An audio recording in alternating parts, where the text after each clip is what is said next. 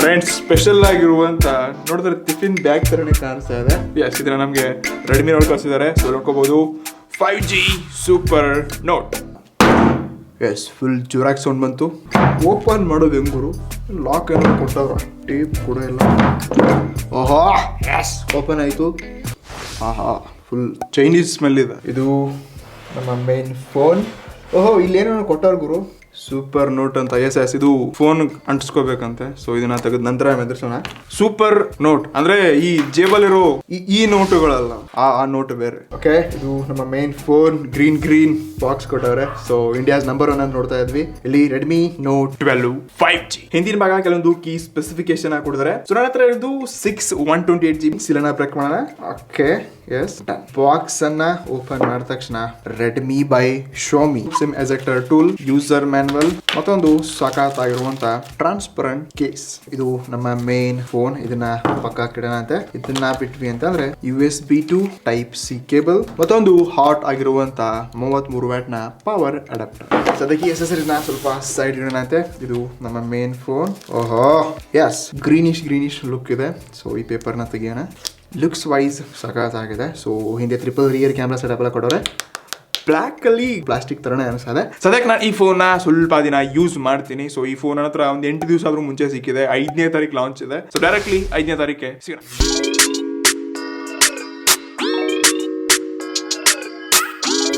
S ಮೊದಲಾಗಿ ಈ phone last 4 to 5 days ಅಲ್ಲಿ ನನಗೆ ಲೈಕ್ ಒಂದು ಒಳ್ಳೆ ಫೋನ್ ರೆಡ್ಮಿ ನೋಟ್ ಸೀರೀಸ್ ನ ಒಂದು ಬೇಸ್ ವೇರಿಯಂಟ್ ಫೋನ್ ಹಿಡ್ಕೊಂಡಿದ್ದೀನಿ ಅಂತ ಫೀಲ್ ಆಗುತ್ತೆ. ಬಟ್ ಇಲ್ಲಿ ಇನ್ನೂ ಅಪ್ಗ್ರೇಡ್ ಮಾಡಬೇಕಾಗಿತ್ತು ಆಯ್ತಾ. ಸೊ ಇದರಿಂದ ಡಿಸೈನ್ ಏನಿದೆ ಅಷ್ಟೊಂದು ಅಟ್ರಾಕ್ಟಿವ್ ಅಂತ ಅನಿಸಲಿಲ್ಲ. Last time Redmi Note 11 series ಏನಿತ್ತು ಅದು ಮಾತ್ರ ಸಖತ್ತಾಗಿತ್ತು. ಬಟ್ ಇಲ್ಲಿ ಡಿಸೈನ್, ಕ್ಯಾಮ್ರಾ ಮಾಡ್ಯೂಲ್ಸ್ ಆಗಿರಲಿ, ಬ್ಯಾಕ್ ಮಾಡಿದ್ದು ಗ್ಲಾಸ್ ಇದೆಯಾ ಅಥವಾ ಪ್ಲಾಸ್ಟಿಕ್ ಇದೆ ಅಂತ ಕನ್ಫ್ಯೂಸ್. ನನ್ನ ಪ್ರಕಾರ ಇದು ಪ್ಲಾಸ್ಟಿಕ್ ಇದೆ. ಸೈಡ್ ಫ್ರೇಮ್ಸ್ ಕೂಡ ನಿಮಗೆ ಪ್ಲಾಸ್ಟಿಕ್ ಅನ್ನೇ ಕೊಡ್ತಾ ಇದ್ದಾರೆ. ಸೊ ರೈಟ್ ಸೈಡ್ಗೆ ವ್ಯಾಲ್ಯೂಮ್ ರಾಕರ್ ಕೀಸ್ ಒಂದಿಗೆ ಲಾಕ್ ಕೀನ ನೋಡ್ತಾ ಇದ್ವಿ. ಬಾಟಮ್ ಅಲ್ಲಿ ಒಂದು ಸ್ಪೀಕರ್, ಸಿ ಪೋರ್ಟ್ ಮತ್ತೊಂದು ಮೈಕ್ ನ ಕೊಡ್ತಾ ಇದ್ದಾರೆ. ಮತ್ತು ಇದರಲ್ಲಿ ನಿಮಗೆ ಡೆಡಿಕೇಟೆಡ್ ಸ್ಲಾಟ್ ಕೊಡ್ತಿದ್ದಾರೆ. ಸೊ ಡಿಸ್ಪ್ಲೇ ವೈಸ್ ಮುಂದಿನ looks, design, in hand feel ಎಲ್ಲ ಚೆನ್ನಾಗಿದೆ. ಬಟ್ ನನಗೆ ಇದೊಂದು 12,000-13,000 ರೂಪಾಯಿ ಫೋನ್ ಲುಕ್ಸ್ ಯಾವ ರೀತಿ ಇರುತ್ತೆ ಅದೇ ರೀತಿ ಫೀಲ್ ಆಗ್ತಾ ಇದೆ. So Redmi note 12 series pro plus ಏನೇನು ನೋಡ್ತಾ ಇದ್ವಿ ಅಲ್ಲಿ ಒಂದು ಒಳ್ಳೆ ಡಿಸೈನ್ ಇದೆ, ಸೇಮ್ ಲುಕ್ಸ್ ಇದೆ. ಬಟ್ ಸ್ವಲ್ಪ ಬ್ಯಾಕ್ ಪ್ಯಾನಲ್ ಎಲ್ಲ ಚೇಂಜಸ್ ಮಾಡಿದ್ರೆ. ಸೊ ಇಲ್ಲಿ ಇನ್ನಷ್ಟು ಅಪ್ಗ್ರೇಡ್ ಮಾಡಿದ್ರೆ ಚೆನ್ನಾಗಿರುತ್ತೆ ಅಂತ ನನಗನ್ಸುತ್ತೆ. ಇದರಿಂದ ಡಿಸ್ಪ್ಲೇ ಮಾತ್ರ ಈ ಪ್ರೈಸ್ ರೇಂಜ್ ಅಂತ 15,000 ರೂಪಾಯಿ ಲಾಂಚ್ ಆಯಿತು ಅಂತಂದ್ರೆ ಎಸ್ ಇದೊಂದು ಬೆಸ್ಟ್ ಡಿಸ್ಪ್ಲೇ ಅಂತ ಇಷ್ಟಪಡ್ತಾ ಇದ್ದೀನಿ. 6.67 ಇಂಚಸ್ ಇರುವಂತಹ full HD plus AMOLED punch hole display ನೋಡ್ತಾ ಇದ್ವಿ. ಬೆಸಲ್ಸ್ ಎಲ್ಲ ತುಂಬಾ ಚಿಕ್ಕದಾಗಿದೆ. ಲಾಸ್ಟ್ ಇಯರ್ ನೋಟ್ 11 ಸೀರೀಸ್ ಹತ್ರನೇ ಇದೆ. ಬಟ್ ಸ್ಟಿಲ್ ಸ್ವಲ್ಪ ಬ್ರೈಟ್ನೆಸ್ ಎಲ್ಲ ಜಾಸ್ತಿ ಮಾಡಿದ್ರೆ 1200 ಪೀಕ್ ಬ್ರೈಟ್ನೆಸ್ ನ ಕೊಡ್ತಾ ಇದ್ರೆ. ಬಿಸಿಲ ಯೂಸ್ ಅಲ್ಲಿ ಯಾವುದೇ ಇಶ್ಯೂ ಇಲ್ಲ. ನಾನು ಇಲ್ಲಿ ಒಂದು ಒಳ್ಳೆ ಡಿಸ್ಪ್ಲೇ ಎಕ್ಸ್ಪೀರಿಯನ್ಸ್ ನ ಕಂಡಿದ್ದೀನಿ. ಇಷ್ಟೇ ಅಲ್ಲದೆ 127 Hz ಸ್ಮೂತರ್ ಎಕ್ಸ್ಪೀರಿಯನ್ಸ್ ನ ಕಾಣ್ತಾ ಇದ್ವಿ. ಮತ್ತು 240 Hz ಟಚ್ ಸ್ಯಾಂಪ್ಲಿಂಗ್ ರೇಟ್ ನೊಂದಿಗೆ ಇಲ್ಲಿರುವಂತಹ ಎಕ್ಸ್ಪೀರಿಯನ್ಸ್ ಆಪ್ ಓಪನಿಂಗ್ ಎಲ್ಲ ನನಗೆ ಸಖತ್ ಇಷ್ಟ ಆಯಿತು. ಎವನ್ ನಾನು ವಿಡಿಯೋ ನೋಡಬೇಕಾದ್ರೆ ಕೂಡ ಸೈಡ್ ಎಡ್ಜಸ್ ಇಂದ ನನಗೆ ಬ್ರೈಟ್ನೆಸ್ ಕಮ್ಮಿ ರೀತಿಯನ್ನು ಫಿನಿಸ್ಲ. ಇಲ್ಲಿರುವಂತಹ ಕಲರ್ಸ್ ಗಳ ಅಕ್ಯುರೇಸಿ ಏನಿದೆ ಇದು ನಿಜವಾಗ್ಲೂ ಸಖತ್ ಎಕ್ಸ್ಪೀರಿಯನ್ಸ್ ನ ಕೊಡ್ತು. ಇನ್ನು ಸ್ಪೀಕರ್ ಸಿಂಗಲ್ ಇದೆ. So okay 100% volume. ಎಸ್ ನಾನು ಈ ಸ್ಪೀಕರ್ ಬಗ್ಗೆ ಜಾಸ್ತಿ ಮಾತಾಡೋಕೆ ಇಷ್ಟಪಡಲ್ಲ. ಸಿಂಗಲ್ ಸ್ಪೀಕರ್ ಇದೆ, ಲೌಡ್ನೆಸ್ ಜಾಸ್ತಿ ಇದೆ, ಬಟ್ ಕ್ಲಾರಿಟಿ ಸ್ವಲ್ಪನೂ ಚೆನ್ನಾಗಿಲ್ಲ. ಇಲ್ಲಿ ನಾನು ಡುವಲ್ ಸ್ಟೀರಿಯೋ ಸ್ಪೀಕರ್ಸ್ ನ ಎಕ್ಸ್ಪೆಕ್ಟ್ ಮಾಡ್ತಾ ಇದ್ದೆ. ಬಟ್ ಸ್ಪೀಕರ್ ಅಲ್ಲಿ ಅಪ್ಗ್ರೇಡ್ ಇರಬೇಕಾಗಿತ್ತು. ಇದು ಮಾತ್ರ ಕಂಜೂಸಿ ಮಾಡಿದ್ದಾರೆ ರೆಡ್ಮಿ ನಾವು. ಇದಿರುವಂತ ಮೇನ್ ಪಾರ್ಟ್ ಇರುವಂತ ಕ್ಯಾಮ್ರಾ. ಸೊ ಈ ಸರ್ತಿ ಕ್ಯಾಮ್ರಾದಲ್ಲಿ ಅಷ್ಟೊಂದು ಚೆನ್ನಾಗಿ ಅಪ್ಗ್ರೇಡ್ ಮಾಡಿದ್ರೆ ಅಂತ ನನಗೇನು ಅನಿಸಲಿಲ್ಲ. ಬಟ್ ನಾವು ಇದನ್ನ ಹೊರಗಡೆ ಹೋಗಿ ನೇಚರ್ ಅಲ್ಲಿ ಟೆಸ್ಟ್ ಮಾಡೋಣ ಅಂತೆ. ಸೊ ಇದಿರುವಂತ ಮೇನ್ ಕ್ಯಾಮ್ರಾ 48 ಮೆಗಾ ಪಿಕ್ಸೆಲ್ ಮತ್ತು 8 ಮೆಗಾ ಪಿಕ್ಸೆಲ್ ಅಲ್ಟ್ರಾವೈಡ್ ಮತ್ತು 2 ಮೆಗಾ ಪಿಕ್ಸೆಲ್ ಡೆಪ್ ಸೆನ್ಸರ್ ನ ಕೊಡ್ತಾ ಇದ್ದಾರೆ. ಸೊ ನಾನು ಇಲ್ಲಿ ತುಂಬಾ ಫೋಟೋಸ್ ಗಳನ್ನ ತೆಗೆದಿದ್ದೀನಿ, ನೀವು ಸ್ಕ್ರೀನ್ ಮೇಲೆ ನೋಡ್ಕೋಬಹುದು. ಸೊ ಇಲ್ಲಿ ಹೇಳ್ಕೊಳ್ಳೋ ಹಾಗೆ ತುಂಬಾ ಸ್ಯಾಚುರೇಷನ್, ತುಂಬಾ ಸಖತ್ ಕಲರ್ ಇದೆ ಅಂತ ಹೇಳ್ತಾ. 48 ಮೆಗಾ ಪಿಕ್ಸೆಲ್ ಇಲ್ಲಿ ಅದರದೇ ತರ ಕೆಲಸ ಮಾಡ್ತಾ ಇದೆ. ಸೊ ಪ್ರೋ ಪ್ಲಸ್ ಏನಿದೆ ಅದರಲ್ಲಿ 200 ಮೆಗಾ ಪಿಕ್ಸೆಲ್ ಇತ್ತು. ಬಟ್ ಇದರಲ್ಲಿ 48 ಕೊಡ್ತಾ ಇದ್ದಾರೆ. ಅಟ್ಲೀಸ್ಟ್ ಇಲ್ಲಿ 64 ಕೊಟ್ಟಿದ್ರೆ ಚೆನ್ನಾಗಿರುತ್ತೆ ಅನ್ಕೋತೀನಿ. ಸೊ ಸ್ಕ್ರೀನ್ ಮೇಲೆ ಪಿಕ್ಚರ್ಸ್ ಗಳು ನನಗೆ ಅಷ್ಟೊಂದು ಅಟ್ರಾಕ್ಟಿವ್ ಸಖತ್ ಆಗಿದೆ ಅಂತ ಅನಿಸ್ತಾ ಇಲ್ಲ.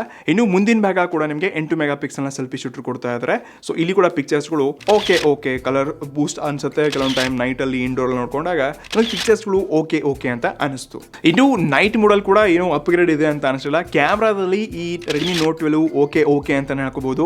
ಇಷ್ಟಲ್ಲೇ ಎರಡಲ್ಲಿ ಕೂಡ ನಿಮಗೆ 4K ರೆಕಾರ್ಡ್ ಆಪ್ಷನ್ ಕೊಡ್ತಾ ಇಲ್ಲ. ಸೊ ಇದರಲ್ಲಿ 1080p 30 FPS ತನಕ ನೀವು ರಿಯರ್ ಕ್ಯಾಮ್ರಾ ಮತ್ತು ಸೆಲ್ಫಿ ಕ್ಯಾಮ್ರಾದಲ್ಲಿ ನೋಡ್ಕೋಬಹುದು. ವಿಡಿಯೋ ಸ್ಯಾಂಪಲ್ಸ್ ಗಳು ಕೂಡ ಸ್ಕ್ರೀನ್ ಮೇಲೆ ಕಾಣಿಸ್ತಾ ಇರಬಹುದು. ಈ ವಿಡಿಯೋ ಏನು ನೋಡ್ತಾ ಇದ್ರೆ 1080p 30 FPS ನಲ್ಲಿ ವಿಡಿಯೋ ಶಿಫ್ಟ್ ಆಗ್ತಾ ಇದೆ. ಎಸ್ ಇರುವಂತ ಆಡಿಯೋ ಕ್ವಾಲಿಟಿ ಮಾತ್ರ ಸಖತ್ತಾಗಿ ಬರ್ತಾ ಇದೆ. ಸೊ ನಾನು ಕೆಲವೊಂದು ಮೂವ್ಮೆಂಟ್ಸ್ ನ ಕೊಡ್ತಾ ಇದ್ದೀನಿ. ಇಲ್ಲಿ ಕಲರ್ ಚೇಂಜಿಂಗ್ ಆಗಿರಲಿ. ಸದ್ಯಕ್ಕೆ ನಾನು ಸ್ವಲ್ಪ ನೆರಳಲ್ಲಿ ಕೂಡ ಬರ್ತಾ ಇದ್ದೀನಿ. ಎಷ್ಟು ನೆರಳಲ್ಲಿ ಬಂದರೂ ಕೂಡ ಓಕೆ ಒಂದು ಕಲರ್ ಚೇಂಜಿಂಗ್ ಇಲ್ಲಿ ಯಾವುದೇ ಅಕ್ಯುರೇಸಿ ಇಲ್ಲ. ಬಟ್ ಒಳ್ಳೆ ಕ್ವಾಲಿಟಿ ಅನ್ನೋದಕ್ಕಿಂತ ಆಡಿಯೋ ಕ್ವಾಲಿಟಿ ಚೆನ್ನಾಗಿದೆ. ಬಟ್ ಇನ್ನೂ ಇಂಪ್ರೂವ್ ಇರಬೇಕಾಗಿತ್ತು. ಅಟ್ಲೀಸ್ಟ್ 60 FPS ಅಥವಾ 4K ಶೂಟ್ ಕೊಟ್ಟಿದ್ರೆ ಏನಾದ್ರು ಚೆನ್ನಾಗಿರ್ತಿತ್ತು. ಇಲ್ಲಿ ಒಂದು ಓಕೆ ಒಂದು ಲೆವೆಲ್ಗೆ ಓಕೆ ಅಂತ ಹೇಳ್ಕೋ ಹಾಗೆ ಕ್ಯಾಮ್ರಾ ಮಾತ್ರ ನೋಡ್ತಾ ಇದ್ದೀನಿ. ಕ್ಯಾಮ್ರಾದಲ್ಲಿ ಇನ್ನೂ ಅಪ್ಗ್ರೇಡ್ ಮಾಡಬೇಕಿತ್ತು. ಇನ್ನು ಈ ಫೋನ್ ಅಂತ ಪ್ರೊಸೆಸರ್ ಲೇಟೆಸ್ಟ್ 4 Gen 1. ಈ ಪ್ರೊಸೆಸರ್ನ ಆಲ್ರೆಡಿ ನಾನು iQOO G6 Lite ಯೂಸ್ ಮಾಡಿದ್ದೆ. ಪರ್ಫಾರ್ಮೆನ್ಸ್ ಸಖತ್ತಾಗಿತ್ತು. ಸೇಮ್ ಎಕ್ಸ್ಪೀರಿಯನ್ಸ್ ನ ಇದ್ರಲ್ಲಿ ಕೂಡ ಕಂಡಿದ್ದೀನಿ. ಸೊ ಇಲ್ಲಿ ಗೇಮ್ ಪ್ಲೇ ಆಟ ಆಡಿದ್ದೀನಿ. ಮೊಟ್ಟ ಮೊದಲು ಇದನ್ನ ನೋಡ್ಕೊಂಡ್ ಬನ್ನಿ.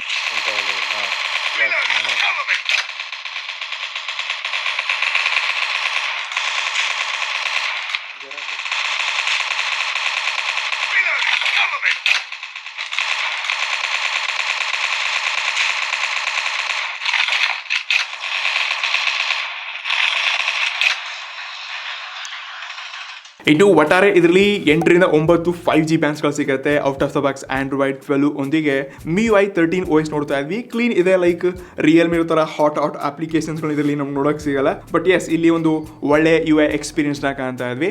ಇಷ್ಟರಲ್ಲಿ ಇದರಲ್ಲಿ UFS 2.2 ಒಂದಿಗೆ LPDDR4X ನಾರ್ಮಲ್ ರ್ಯಾಮ್ ನೋಡ್ತಾ ಇದ್ವಿ. ಮತ್ತು ನಿಮಗೆ ಇದರಲ್ಲಿ ಡೆಡಿಕೇಟೆಡ್ ಸ್ಲಾಟ್ ಕೊಡ್ತಾ ಇದ್ದಾರೆ. ಫಿಂಗರ್ ಪ್ರಿಂಟ್ ಅಲ್ಲಿ ನೋಡ್ಕೋಬಹುದು. ಜಸ್ಟ್ ಟಚ್ ಮಾಡಿದ್ರೆ ಎಸ್ ಫಟಾಕ್ಸೆ ಅನ್ಲಾಕ್ ಆಗುತ್ತೆ. ಸೊ ಈ ಫೀಚರ್ಸ್ಗಳನ್ನ ನನ್ನ ಈ ಪ್ರೈಸ್ ರೇಂಜ್ ಅಲ್ಲಿ ಹ್ಯಾಪಿ ಮಾಡ್ತಾ ತಗೋಬಹುದು. ಪರ್ಫಾರ್ಮೆನ್ಸ್ ಮಾತ್ರ ಇದರಲ್ಲಿ ಸಖತ್.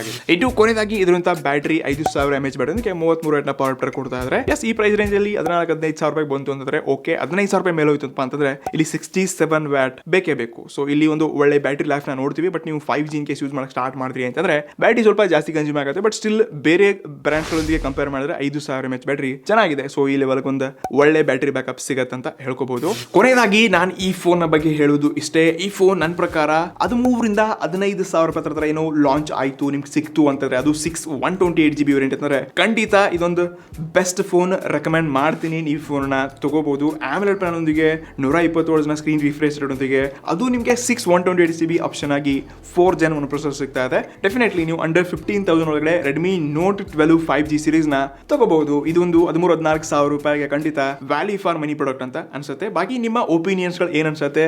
Realme 10 ಕೂಡ ಇದೆ, 10ನೇ ತಾರೀಕು ಲಾಂಚ್ ಆಗ್ತಾ ಇದೆ. ಸೊ ಅದಕ್ಕೂ ಕೂಡ ಅನ್ಬಾಕ್ಸ್ ಮಾಡಕ್ಕೆ ಟ್ರೈ ಮಾಡ್ತೀನಿ. ನಿಮ್ಮ ಒಪಿನಿಯನ್ಸ್ಗಾಗಿ ವೇಟ್ ಮಾಡ್ತಾ ಇದ್ದೀನಿ. See you in the next one. Namaskar.